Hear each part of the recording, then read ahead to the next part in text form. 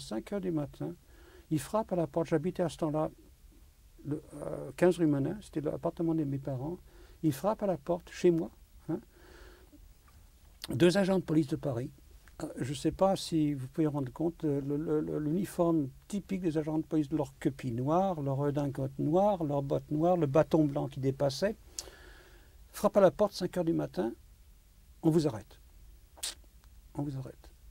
On a votre liste, vous êtes monsieur et madame Davang. Ils avaient une liste, si vous êtes juif, vous êtes madame Davang, nous avons l'ordre de vous arrêter. Qu'est-ce qu'on fait? Je ne sais pas si cette femme a eu l'esprit... c'est quelque chose, c'est un miracle, une des raisons pour laquelle je suis encore vivant.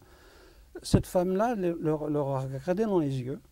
C'est une femme assez belle, à la fin de compte. Elle leur a regardé dans les yeux. Elle leur a dit, monsieur les agents de police, je ne suis pas madame Davang. D'ailleurs, regardez mes papiers, je ne suis pas madame Davang, je suis madame Ginsburg. Alors, voilà, ça c'est une chose. Et ça c'est mon fils. Je n'étais pas son fils, j'étais quelqu'un qu'elle gardait. Et elle dit, ça c'est mon fils. Ça c'est quelque chose que... Il y avait des voisins qui regardaient. C'était très bruyant parce qu'ils ont frappé à la porte très fort. Il y avait des voisins qui avaient ouvert la porte. Moi j'étais en pyjama, elle était en robe de chambre, 5 heures du matin. Ces 2 agents de police-là se retournent, ils se parlent pendant à peu près 30 secondes. Il y en a un qui dit « Merde, hein, ben, qu'est-ce qu'on va faire avec ces 2-là » Je ne sais pas s'ils avaient un peu d'humanité, un brin d'humanité. Je ne sais pas si... Peut-être qu'elle leur a donné de l'argent, je ne sais pas. Elle leur a peut-être donné de l'argent, je ne sais pas. Ou peut-être ils ont dit « Ah voilà, vous n'êtes pas sur notre liste ». Je ne sais pas. Tout ce qu'ils ont dit, ils ont dit « Madame Ginsburg ». Ils ont bien vu que c'était Madame Ginsburg. Peut-être ils ont dit c'était vraiment... C'est pas monsieur, c'est pas Madame Davang. Ils ont dit « Voilà, Madame Ginsburg, vous êtes chanceuse, vous avez de la chance, on ne va pas vous arrêter. On ne va pas vous arrêter. » Mais sûrement que dans 10 minutes ou un quart d'heure de là, d'autres agents de police vont venir pour vous arrêter. Parce que la police de Paris a comme instruction d'arrêter les juifs. Hein. Alors, faites ce que vous voulez, faites ce que vous voulez, mais ça, c'est ce qu'on vous dit. Ils sont partis. Qu'est-ce qu'on fait? Qu'est-ce qu'on fait? On s'habille rapidement, on met nos vêtements, on sort de notre appartement, on ne pouvait pas rester, on pouvait passer là-dedans. On frappe dans d'autres appartements de notre édifice. Hein. Les Français ne voulaient pas nous cacher. D'ailleurs, c'était contre la loi. Hein. Ils n'avaient pas le droit de nous cacher. S'ils nous cachaient, ils auraient pu t'arrêter, puis te fusiller. Il n'y a personne qui a voulu nous cacher. Je connaissais des gens. Il y avait des amis de mes parents. Il n'y a personne qui a voulu nous ouvrir la porte. On est sorti dans la rue avec notre belle étoile juive bien cousue sur nos vêtements. C'était la loi, il fallait faire ça. On a frappé dans d'autres voisins qu'on connaissait. Personne n'a voulu nous ouvrir la porte. Finalement, vers 6h ou 7h du matin, je ne me rappelle plus, c'était peut-être très tôt le matin, nous connaissions une vieille dame française juive qui était là depuis, ses aïeux étaient là depuis très longtemps, depuis peut-être 100 ans, 150 ans, elle était là. Elle avait à peu près 70 ans. Je ne pense pas qu'elle était sur la liste des Juifs. Elle n'a pas été recensée sur les Juifs. On la connaissait. On a frappé à sa porte. Elle-même n'a pas voulu nous ouvrir la porte. Mais finalement, on lui a demandé de nous ouvrir la porte. Elle nous a ouvert la porte. Et on est resté là chez elle à peu près 3-4 jours. Et un peu plus tard, cette femme avait décidé qu'on ne pouvait pas rester à Paris ou à Ivry-sur-Seine. À Ivry-sur-Seine, qui était à côté de Paris, c'est comme si c'était Paris. On ne pouvait pas rester à Paris. Et elle avait décidé qu'il fallait partir à la campagne, dans ce petit village dont on avait l'adresse aussi. Ce petit village que j'ai visité après la guerre avec ma femme. J'ai visité, ça s'appelait Cheméret-le-Gaudin. C'est dans la Sarthe. C'est à peu près à 20 km à l'ouest du Mans. Le Mans qui est à 200 km à l'ouest de Paris.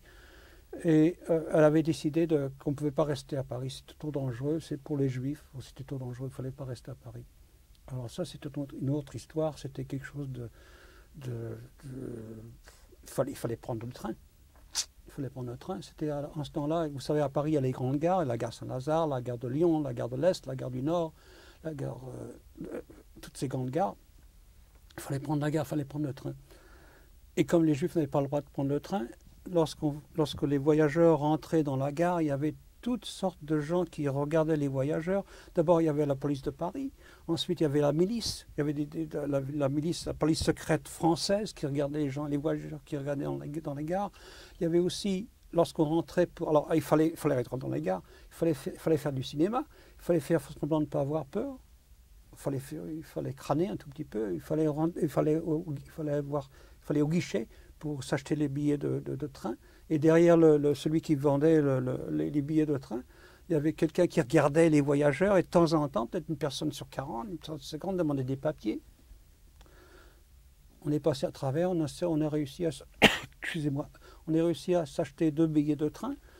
La même chose dans le train.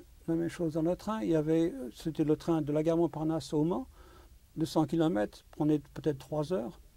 Il y avait des inspecteurs qui passaient dans les wagons, qui demandaient des papiers, peut-être une personne sur 40, une personne sur 50 demandait des papiers. Ils sont passés dans le compartiment, ils ne nous ont pas demandé des papiers, on est passé à côté. La même chose lorsqu'on est sorti de la gare au Mans, c'était exactement la même chose. Ils nous ont demandé des papiers, il fallait sortir de la gare. Ils regardaient, qu'est-ce qu'ils cherchaient? Ils cherchaient des résistants, ils cherchaient des gens du Parti communiste, ils cherchaient des juifs. Ils voulaient absolument respecter les gens qui voyageaient pour savoir s'ils avaient le droit de voyager. Ensuite, nous avons pris le bus pour aller jusqu'au petit village à Chemiré-le-Gaudin. Et c'est là que nous sommes restés pendant à peu près 1 an, à la fin de 1943 jusqu'à peu près 1944. C'est un petit village, peut-être de 300 habitants. Et on habitait c'est quelqu'un qui nous avait pris comme réfugiés. Ils savaient qu'on était des Juifs, mais dans ce petit village aussi, nous étions des étrangers, absolument. Cette femme qui parlait le français avec un accent terrible, absolument. Moi, je parlais bien le français qu'à la fin de compte, mais elle parlait français. On savait bien qu'elles étaient des étrangers, ils savaient bien qu'ils étaient des Juifs, on aurait pu les dénoncer. Et encore une fois, il fallait s'acheter la nourriture, il fallait aller dans les fermes pour s'acheter de la nourriture. C'était quelque chose généralement, on restait dans la maison, on ne voulait pas sortir, mais de temps en temps, il fallait bien sortir. Moi, j'avais une bicyclette, j'avais 8-9 ans, en ce temps-là, j'avais une bicyclette et j'allais dans les fermes pour s'acheter du lait, pour s'acheter un peu de viande, etc. Elle restait dans la maison, parce qu'elle ne parlait pas bien français. Elle parlait français très bien, mais avec un accent terrible. Et à chaque fois que les gens nous regardaient, on ne savait pas si on pouvait dénoncer, parce que dans chaque village en France, dans chaque ville en France, il y avait des collaborateurs, c'était certain. Il y avait des gens qui ne collaboraient pas, il y avait des gens qui étaient complètement différents, il y avait des résistants, mais il y avait aussi des collaborateurs. Et les collaborateurs étaient tous antisémites, tous anti-juifs. Il faut bien faire attention. En tout cas, on est resté dans ce petit village pendant à peu près 6, 7, 8 mois. Et finalement, heureusement, ce qui s'est passé, c'est qu'en juillet 1944, après le débarquement qui a eu lieu le 6 juin 1944 en Normandie, nous étions pas loin de la Normandie, à peu près à 120 km au sud de la Normandie. Nous avons été libérés dans ce petit village, bien avant la libération de Paris. Nous avons été libérés, je pense, à la fin du mois de juillet. Et ça, c'est aussi quelque chose qui est gravé dans ma mémoire, parce qu'en ce temps-là, j'avais déjà 10 ans. À 10 ans, on se rappelle de beaucoup de choses. C'est quelque chose qui est dans ma mémoire bien gravé. On voyait des Allemands qui étaient en pleine retraite avec leurs bicyclettes, leurs camions blindés, leurs motocyclettes, qui filaient dans notre village à peu près à 30 km à l'heure. Ils allaient vers l'est, ils allaient vers Paris. Et puis il y avait des roulements, et puis on entendait des bruits de canon, qui étaient peut-être, il y avait peut-être un petit combat, une petite bataille, peut-être à 20 ou 30 km d'un petit village, on entendait des bruits de canon. Et pendant un certain temps, c'était en plein milieu de l'après-midi, il y a eu le silence absolu dans ce petit village. Tous les gens étaient dans la maison, tout le monde avait les rideaux baissés, il n'y avait pas un chat, il n'y avait pas un chien dans la rue. C'était un petit village de 300 habitants. Il y avait le curé était dans son presbytère, l'instituteur était dans sa maison, tout le monde était dans sa maison, dans ce petit village. Il y a un silence absolu dans ce petit village. Rien, on entendait absolument rien. Et un peu plus tard, on a entendu un roulement, un roulement qui commençait, qui venait de l'ouest. Et ce roulement devenait de plus en plus fort, de plus en plus bruyant. Il est de plus en plus fort. Et quelqu'un a osé lever le rideau. Je me rappelle, ça c'était comme aujourd'hui. Quelqu'un a osé lever le rideau et a dit « Les Américains sont là, les Américains sont là, les Américains sont là ». Tout le monde est sorti. Les drapeaux français sont sortis. Je ne sais pas où ils étaient, les drapeaux français. Hein. Je ne sais pas s'ils étaient dans les caves, sous les matelas, dans les greniers. On ne les voyait pas avant. On voyait les drapeaux français avec l'emblème du maréchal Pétain, avec etc. Mais on ne les voyait pas. Les drapeaux français, les drapeaux anglais, les drapeaux américains. Je ne sais pas où ils étaient sortis. On ne les voyait pas. On n'avait pas le droit de les voir. Ils sont sortis. Tout le monde est sorti dans la rue du petit village. Les enfants, les hommes, les femmes, etc. Les Américains, d'abord les gros tanks, ensuite les camions blindés, etc.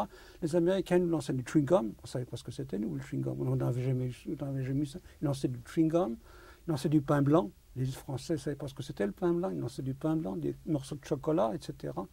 Et c'est comme ça que nous avons été libérés.